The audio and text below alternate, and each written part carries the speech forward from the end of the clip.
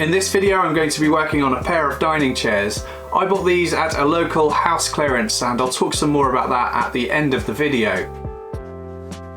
These chairs had a few problems. The webbing on the bottom had failed and the foam and fabric was in a pretty bad state too. The wooden frames needed a bit of a clean up, but on the plus side all of the joints on the chair were really solid. When I popped the seat pad out, I saw this marking on the inside, and at the time I didn't know what this was, but now I do, and I'll talk some more about that at the end of the video as I think it's quite interesting. I removed the top layer of fabric which had just been glued onto the frame, and underneath that was a layer of vinyl that had also been glued on. It'd be interesting to know if that was the original covering, but I'm not sure. I took that off too to find some nasty looking wadding and foam, and underneath that was a dust cover. That was held in place with some small tacks, so I removed those using my pincers. And the webbing was held in place with those too. I did a bit of cleanup with my scraper and sanding block because the wood was very rough and splintery with sharp edges. I think the wood here is beech. I wanted to convert this seat pad from being a webbed one with the strapping I'd removed earlier to one with a solid bottom, and that was mainly because I didn't have the right tool to be able to stretch the webbing tight enough, and I think that tool I'm referring to is called a webbing stretcher. So I thought about routing out a rebate on the inside of the top of the frame so that I could insert a solid base.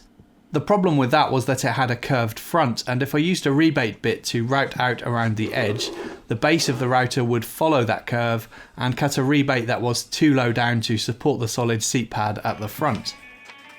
The solution I came up with was to first make a paper template of the shape of the curve.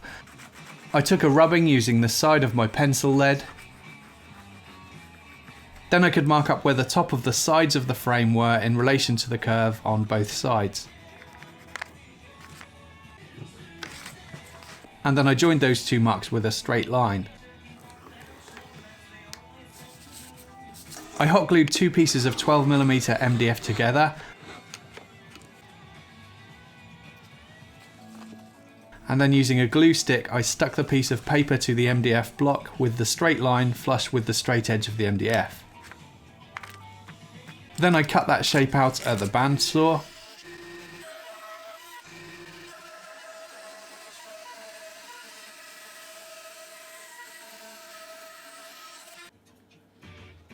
This gave me a curved shim which I could hot glue to the curve at the front so that I could then use a rebate bit in my router to cut a rebate the same depth all of the way around the inside of the frame.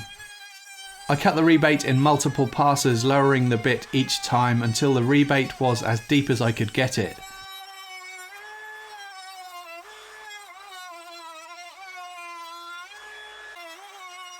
By the way, the reason you can see what I'm filming here is because I'm using these LED lights that Hikoki sent to me. They have a torch on one side and an LED panel on the other, and they run off the usual Hikoki batteries. These are going to be really useful to have around for filming in the dark among other things, so a big thank you to Hikoki. Now that the MDF shim had done its job, I could remove it. I could then square up the rounded corners with a chisel.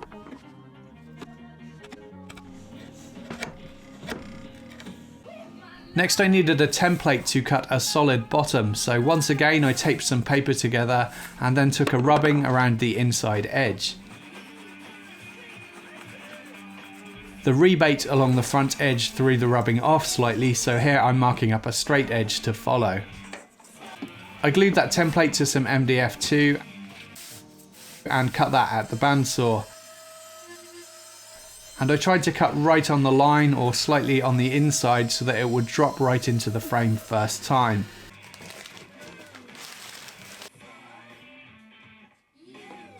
It didn't quite fit on first attempt though, so I made some marks where it was too big. And then I used my block plane to refine the shape, and then it fitted really nicely.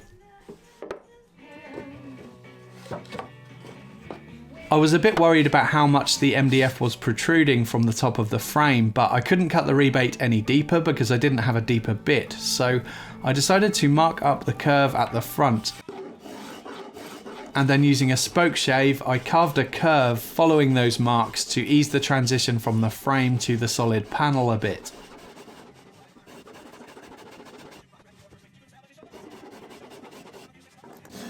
I also rounded over the back and side edges with the spoke shave too.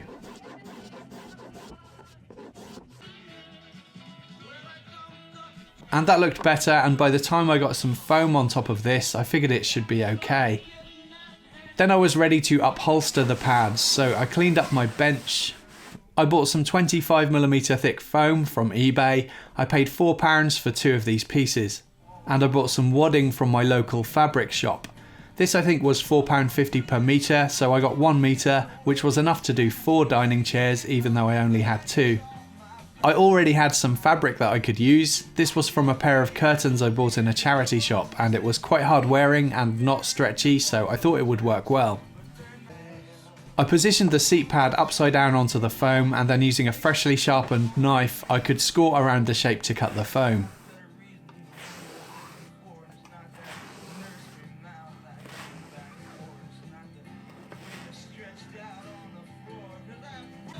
Then I put the seat pad and the foam onto the wadding, and I stapled one side.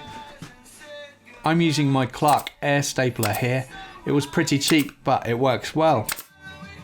Wadding is available in different thicknesses and is sold by the ounce, and the lady in the fabric shop was super helpful and suggested 6 ounce for this, so that's what I got. After cutting some of the excess wadding away, I could then pull it taut, but not too tight, and I stapled the opposite side. And I did the same again at the front and the back. That just left the corners, which are the tricky part. There's definitely a knack to this, but each time I upholster something I seem to get a little better at it, although I'm sure an expert will say that I'm using way too many staples here.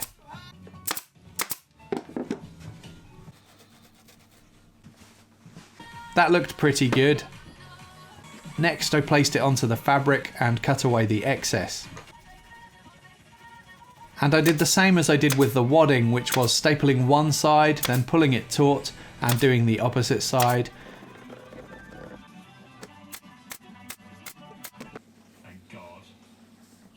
And then the same on the remaining 2 sides, followed by working on the corners again.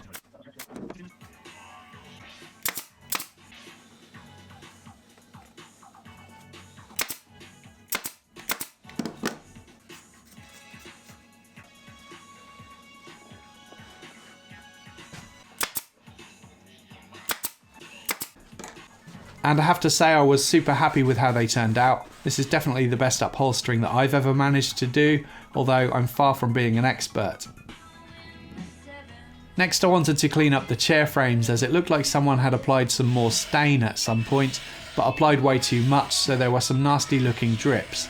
I used my scraper to remove the old finish and stain to get down to bare wood. I didn't do this all over both of the chair frames, I just did the bits that looked bad, as I was hoping I could blend in the old finish with the new. Then I applied some walnut dye to match the old colour, and I applied 2 coats as it didn't look quite dark enough after the first coat.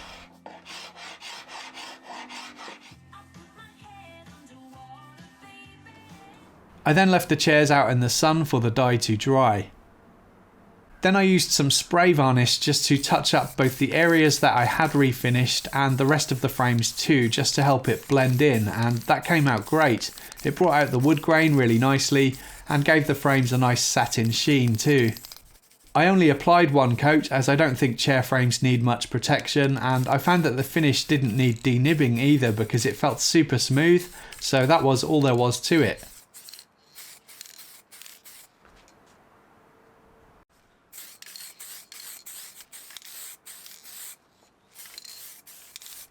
After waiting 20 minutes or so for the varnish to cure, I added the seat pads.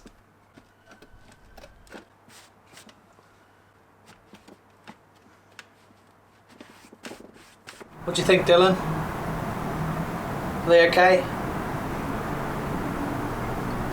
I mentioned near the start of the video that I saw CC41 stamped on the inside of the chair frames, and I had no idea what that was, and it wasn't until I was editing the video for this project that I did some research on it.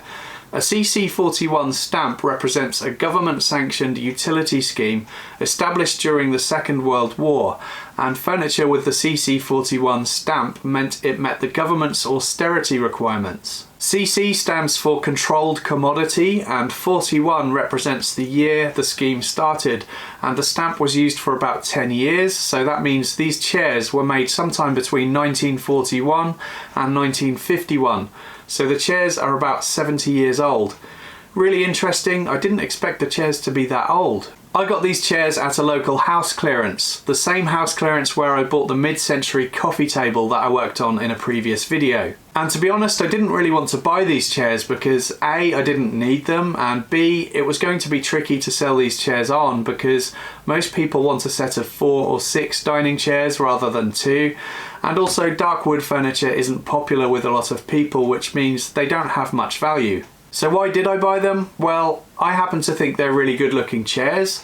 They're also really well made and the joints were good, so I knew it would be a fairly quick and straightforward project to turn these around. But I also took pity on them a bit because the owner said she'd be taking them to the dump the following week if they didn't sell, so I felt like I just had to save them. I paid £5 for both chairs and spent about £12 on materials like the foam, wadding and material, and it took me about 6 hours of my time to fix these up. Once I add 6 hours of my time to the cost of the chairs and the materials, that figure far outweighs what most people would be prepared to pay for these chairs, which is a shame, but I am going to try and find a buyer and a new home for them anyway. Now that I'm running this channel as a business, it's becoming more and more difficult to do these kind of projects which run at a loss financially, which is a shame because I'd love to do more of these kind of projects.